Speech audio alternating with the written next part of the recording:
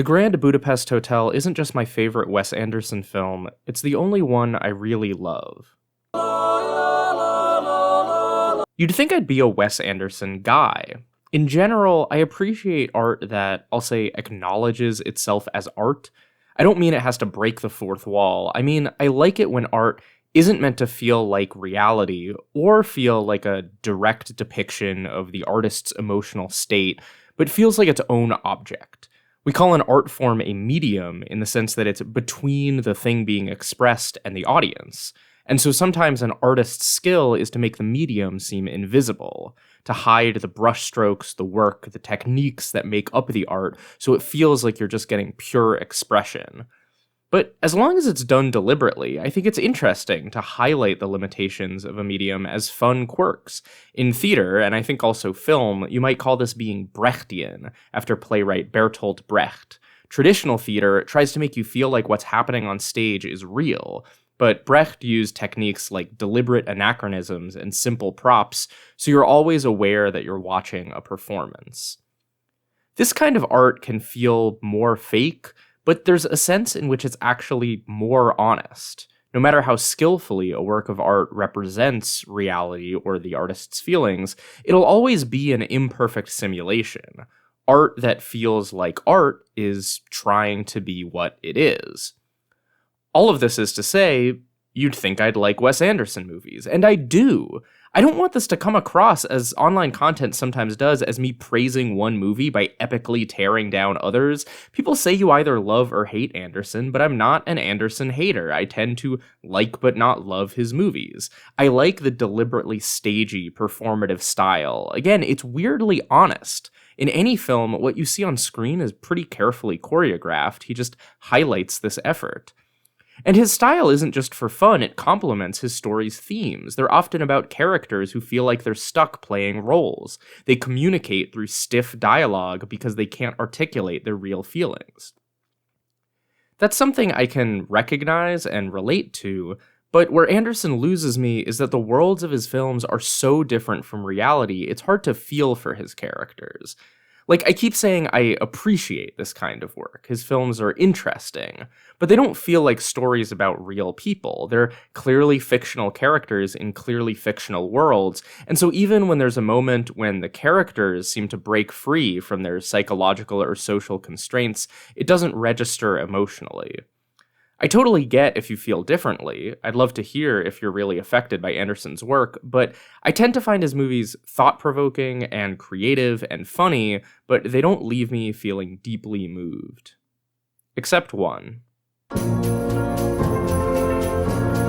The Grand Budapest Hotel changed for me with one line at the very end, so keep that in mind as I quickly describe the movie in case you haven't seen it in a while. First off, this is absolutely a story that acknowledges itself as a story. It starts with this weird nested frame narrative. The movie, The Grand Budapest Hotel, is about a girl in the fictional country of Zabrovka in the present day reading a book called The Grand Budapest Hotel, which was written in the 80s by an author who, in the 60s, traveled to the Grand Budapest Hotel and talked with its owner, Zero Mustafa, about what happened there in the 30s, and even Zero's story is mostly about someone else, the previous concierge of the hotel, Monsieur Gustave H. Monsieur Gustave is kind of the perfect Wes Anderson protagonist in that he's very aware that he's playing a role. Again, he doesn't, know he's in a movie. I mean, as the concierge of a luxury hotel for the fading European aristocracy, he understands his life as a performance. As Zero puts it, he maintained the illusion of an era of dignity and elegance that fits the Grand Budapest, an era that probably no longer existed and maybe never existed at all. But what's so great about Gustave is that it's a sincere performance. It's stagey and over the top. He acts very deliberately in a way that can feel fake, but he also really believes in the value of acting this way. To Gustave, cruelty is just rudeness. And so being charming and polite is a way of fighting against cruelty and is legitimately defending civilization. He has a strong moral compass, even though it seems to be interpreted through his role. Like at one point, he deeply insults Zero and then apologizes on behalf of the hotel. He says his behavior was beneath the standards of the Grand Budapest. So, while we barely learn anything about his inner life, and Zero accurately describes him as insecure, vain, and superficial, he's also legitimately heroic. He maintains this performance, upholding his values, even in dire circumstances, and he seems to get real joy and fulfillment out of successfully playing his role. For instance, to get to the plot, he has affairs with the wealthy old women who stay at the Grand Budapest, including its secret owner, Madame D. Again, does he really love her? Maybe not in the way she might think, but he does care about her, enough to notice her choice of nail polish, and he enjoys sex with her, and maybe that kind of role is what she really wanted from him. She's appreciative, so much so that after she soon turns up dead, her will leaves Gustave the priceless painting, Boy with Apple. This angers Madame D's children, especially her son Dmitri, a member of the fascist party that seems to be taking power in Zabravka, and from there, I think it's fair to say, hijinks ensue. Zero and Gustave hide the painting. Dmitri frames Gustave for murder and he's sent to jail, but he befriends his fellow prisoners because his sense of courtesy isn't limited by class. He escapes with the help of Zero and Zero's fiancée, Agatha, who bakes tools into pastries that are too beautiful for the prison guards to destroy. Another great metaphor for how being charming can be a real defense against cruelty. Pursued by Dmitri's henchmen, Zero and Gustave are helped by an international society of concierges, showing that this value of civility transcends national barriers. They learn that Madame D had a second will. They defeat Dmitri's henchmen, head back to the hotel, which has been overrun by fascists. They find the second will on the back of the painting, which grants Monsieur Gustave all of Madame D's wealth, including the hotel. Dmitri flees, having probably murdered his mother, and Gustave marries Zero and Agatha. However, after this happy ending, the fascists have taken power in Zabravka regardless. Monsieur Gustave tries to stop some soldiers from harassing Zero, and Zero describes what happened next very bluntly. In the end, they shot him. And that is not the line that got to me. I've seen a lot of discussion on the internet about this line and this moment, and I think it's powerful and important. A sign that Monsieur Gustave's approach to cruelty has its limits, as the whimsical, nostalgic tone of the film is interrupted by the brutal reality of 20th century history. But it's just after this that the author asks Zero if the reason he kept the hotel was because it was a link to that vanished world, his last connection to the more charming, more civilized world embodied by Gustave. And Zero says no. The hotel he kept for Agatha. They were happy here for a little while. This line floored me, and it took me a bit to figure out why. Here's the thing. My summary was quick but accurate. Agatha is not a major character in the story. Like, we know she and Zero are in love, and she's there for some important plot points, but by my count in the script, she only has 16 lines.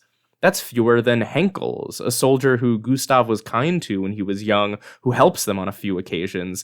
It's around the same as Madame D, whose role in the story is to show up and immediately die. So Zero's answer comes as a surprise. What the author asks also makes sense to the viewer. It seems like the reason Zero kept the hotel would have to do with Gustave, his friend and mentor he's been talking about for an hour. Zero and Agatha's love story has been kind of in the background. It added complexity and motivation to Zero's character, but it's not the plot. We don't see them meet and fall in love, and it doesn't seem like there's a dramatic or interesting story there. Zero just says that at this time they were very in love, and then explains how that relates to his and Gustave's adventures. Rewatching it, it's actually weird how little Agatha's in the movie. She's a key part of the prison escape, and she's the one who spots the second will on the back of the painting. With only 16 lines, she feels like a missing character, as if the rest of her scenes were cut for time. But this movie has plenty of time for a cameo-filled montage of the other concierges calling each other, or this long, suspenseful sequence that's all an extended reference to the somewhat obscure Hitchcock film Torn Curtain. It wasn't until rewatching that I remembered that Zero tells us why this is. He introduces Agatha as if the movie is going to focus on their story. This was also when I met Agatha. But instead quickly moves on. But we won't discuss that. Later, he explains that he can't talk about Agatha. Even at the thought of her name, I'm unable to control my emotions. And it's not until the very end that he mentions, really in passing, that 2 years after the events of the film, Agatha died, as did his and Agatha's infant son. We don't see this dramatized, it's just in voiceover. But these lines don't really call attention to themselves. I mean, you don't watch the movie trying to figure out the mystery of why he won't talk about Agatha. You, like the author, are focused on the story of Monsieur Gustave. But as I thought about these lines, and about Agatha's absence, and about the nested narrative structure of the film, I started to think, what if this isn't a story about Monsieur Gustave at all? At least not to Zero. Like I said, Monsieur Gustave is kind of the perfect Wes Anderson protagonist. He deliberately fits well into a narrative. He's funny and charming, he's heroic at the right times, and his whole personality reflects the ethos of his time and place. And it's a magnetic performance by Ralph Fiennes. He's a perfect main character for the author and for the audience of the film. But as much as Zero does admire and respect Gustave, I think it's clear that this wasn't the most important relationship of this time in his life. It's not what he thinks about when he thinks about the past. He finds the idea that he might have kept the hotel for Gustave's memory kind of funny. He tells the story of his and Gustave's adventures because it's a good story, full of suspense and excitement and humor, and because he can tell it. Because he can't tell the story of his and Agatha's love. I'd go further. I think a fair interpretation of this film is that the reason Zero offers to tell his story to the author at all could be so that he can talk about Agatha, so that he'd be forced to talk about Agatha, if only to mention the times she was essential to the plot. And that's why this film gets to me in a way so many others don't. It acknowledges itself as a story, but also acknowledges that there's a world beyond the story. That there are important parts of life that don't fit into a narrative, that we aren't able to put into words. There are so many love stories on film and depictions of love in all kinds of art, but no matter how believable some of those representations of love are, I find the Grand Budapest Hotel the truest of them all. A love so powerful it can't be talked about, so painful that it can only be alluded to in the background of a story that you can tell. No matter how much art is made about love, I still think one of its defining features is that love, real love, is hard to describe and doesn't fit well into narratives. It's surprising and strange. It doesn't make sense. It's personal and secret in a way that can't be fully shared. Like, to contrast, another Wes Anderson movie, Moonrise Kingdom, I really thought I'd like more. I'm a sucker for stories about young love, and I completely understand if you loved this film, but to me, it feels less about love than about the idea of love. Anderson has said, it feels like a fantasy. It's a movie that could have been envisioned by one of the characters.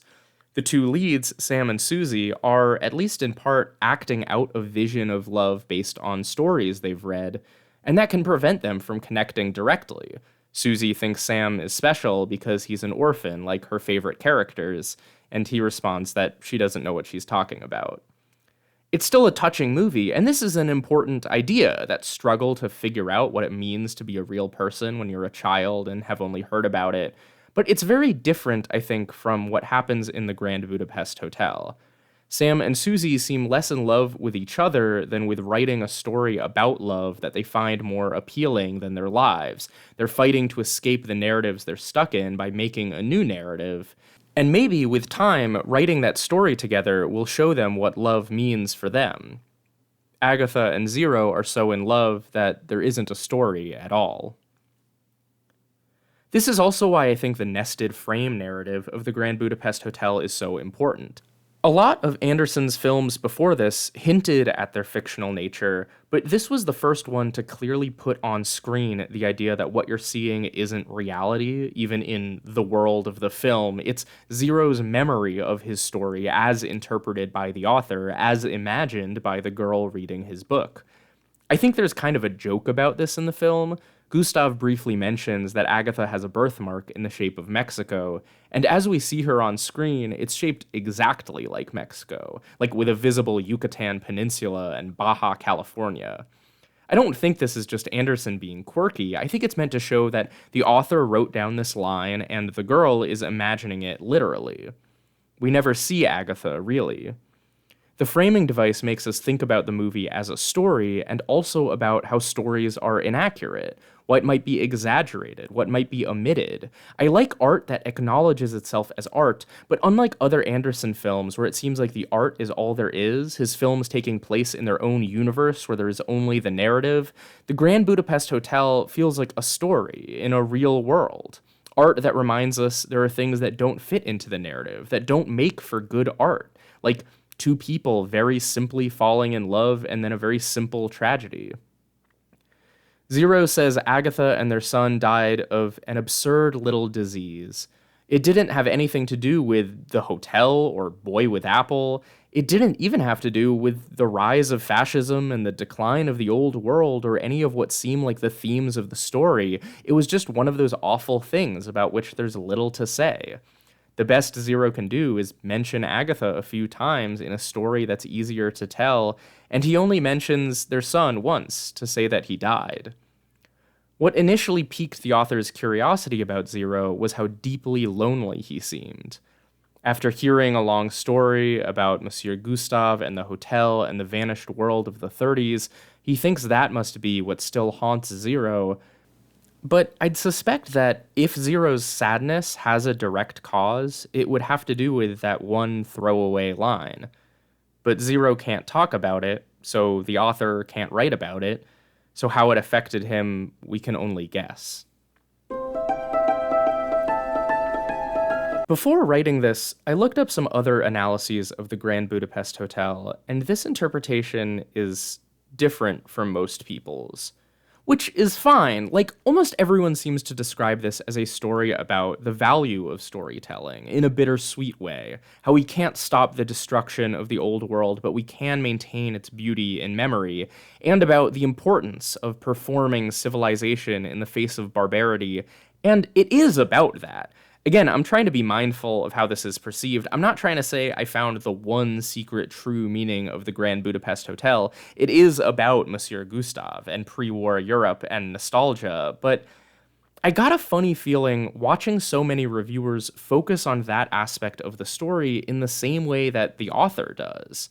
It was weird seeing that process of telling and retelling and interpretation that happens in the film extend into the real world. The story lived by Zero, interpreted by the author, imagined by the girl, and then described by a reviewer.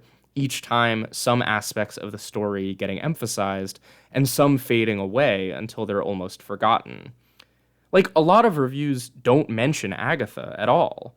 Some of them barely mention Zero, and almost nobody mentions the death of Zero's son, but yeah, why would they? How could they? It just gets one line with no elaboration. There's nothing to say about it.